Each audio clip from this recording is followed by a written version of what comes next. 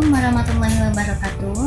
Perkenalkan, nama saya Salu Syanatu Zahra, NIM 223112, kelas RA11 Manajemen.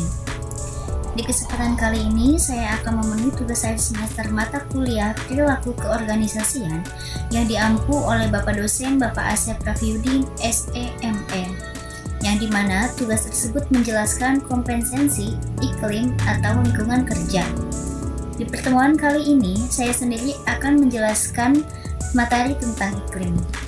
Langsung saja, iklim adalah persepsi kolektif karyawan terhadap lingkungan kerja mereka, yang mencakup aspek-aspek seperti hubungan dengan atasan dan rekan kerja, kebijakan perusahaan, dan kesempatan untuk berkembang. Iklim organisasi sangat mempengaruhi perilaku, motivasi, dan kinerja karyawan.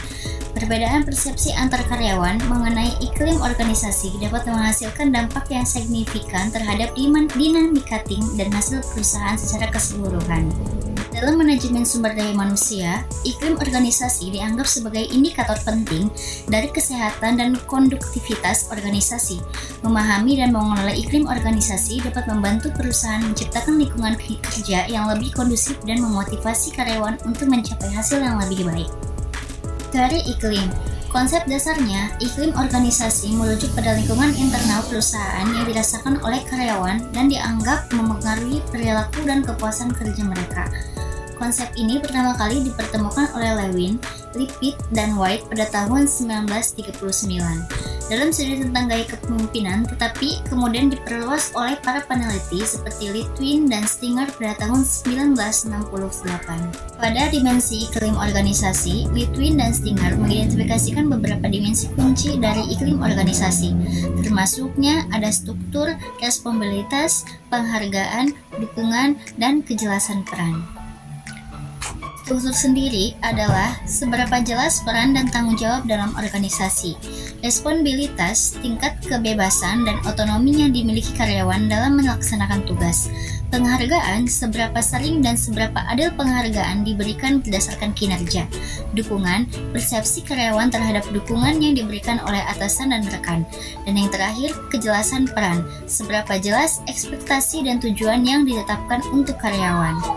Menurut teori perilaku iklim organisasi, iklim yang positif dapat meningkatkan motivasi karyawan dan mendorong perilaku yang sesuai dengan nilai-nilai organisasi. Sebaliknya, iklim yang negatif dapat menurunkan semangat kerja dan memicu turnover yang tinggi. Pengaruh pada kinerja karyawan, iklim organisasi yang positif dapat meningkatkan kinerja karyawan melalui peningkatan motivasi, keterlibatan, dan kepuasan kerja. Sebaliknya, iklim yang negatif dapat menyebabkan stres, ketidakpuasan, dan menurunkan produktivitas. Hubungan dengan kepuasan kerja, iklim yang mendukung di mana karyawan merasa dihargai dan didengarkan, seringkali dikaitkan dengan tingkat kepuasan kerja yang lebih tinggi. Kepuasan kerja ini kemudian berdampak pada retensi karyawan dan loyalitas terhadap perusahaan. Kepuasan kerja ini kemudian berdampak pada retensi karyawan dan loyalitas terhadap perusahaan. Implikasi pada manajemen. Manajemen yang memahami pentingnya iklim organisasi dapat menggunakan informasi ini untuk merancang kebijakan dan praktik yang mendorong iklim yang lebih positif. Ini bisa termasuk pengembangan program pengakuan karyawan, peningkatan komunikasi internal, dan penyelesaian gaya kepemimpinan. Saya akan membawakan satu contoh studi kasus pada materi kali ini. Misal, perusahaan retail ABC adalah sebuah perusahaan besar dengan ribuan karyawan yang terbesar di berbagai wilayah. Selama beberapa tahun terakhir, perusahaan ini mengalami tingkat turnover yang tinggi dan penurunan produktivitas di beberapa cabangnya. Manajemen kemudian memutuskan untuk melakukan survei tim organisasi untuk memahami penyebabnya. Pertama, temukan survei. Kurangnya penghargaan. Karyawan merasa kurang dihargai atas kontribusi mereka dalam penghargaan yang jarang diberikan dan lebih banyak fokus pada hasil negatif daripada positif. Ada pula kepemimpinan yang kurang mendukung. Banyak karyawan merasa bahwa manajer mereka kurang mendukung dan tidak mendengarkan umpan balik dari bawahannya. Kurangnya kejelasan peran. Banyak karyawan merasa tidak jelas tentang peran dan tanggung jawab mereka yang menyebabkan kebingungan dan penurunan efisiensi. Nah, untuk tindakan yang harus dilakukan, ada peningkatan program penghargaan. Perusahaan memperkenalkan program penghargaan bulanan untuk karyawan berprestasi dan mengadakan acara tahunan untuk merayakan pencapaian seluruh tim. Yang kedua, ada pelatihan kepemimpinan.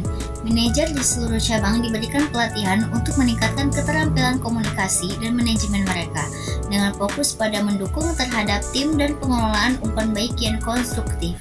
Dan yang ketiga, penyusunan SOP yang jelas. Manajemen bekerja sama dengan tim operasional untuk menyusun prosedur operasi standar atau SOP yang lebih jelas dan terperinci, sehingga setiap karyawan yang memahami peran dan tanggung jawab mereka dengan hasil yang lebih baik.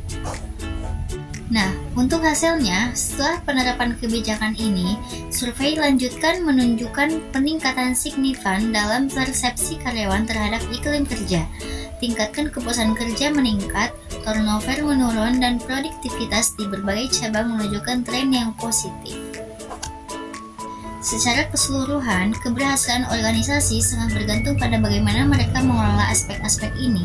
Dengan perhatian yang tepat pada kompensasi, iklim kerja, dan lingkungan kerja, perusahaan dapat menciptakan tempat kerja yang menarik, mendukung kesejahteraan karyawan, dan memacu produktivitas yang lebih tinggi. Selanjutnya, untuk kesimpulannya, iklim organisasi adalah salah satu faktor terpenting yang mempengaruhi kinerja dan kepuasan kerja karyawan. Memahami dan mengelola iklim organisasi memerlukan pendekatan yang holistik, yang mencakup pemahaman tentang dimensi iklim, pengaruhnya terhadap karyawan, dan cara untuk menciptakan lingkungan kerja yang mendukung.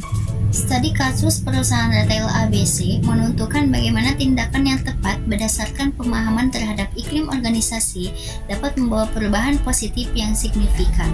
Bagi manajer dan pemimpin organisasi, investasi dalam menciptakan iklim organisasi yang positif bukan hanya untuk meningkatkan kesejahteraan karyawan, tetapi juga kontribusi pada keberhasilan jangka panjang perusahaan. Organisasi harus melakukan evaluasi dan penyusunan kebijakan untuk memastikan bahwa iklim kerja tetap kondusif dan mendukung pencapaian tujuan organisasi.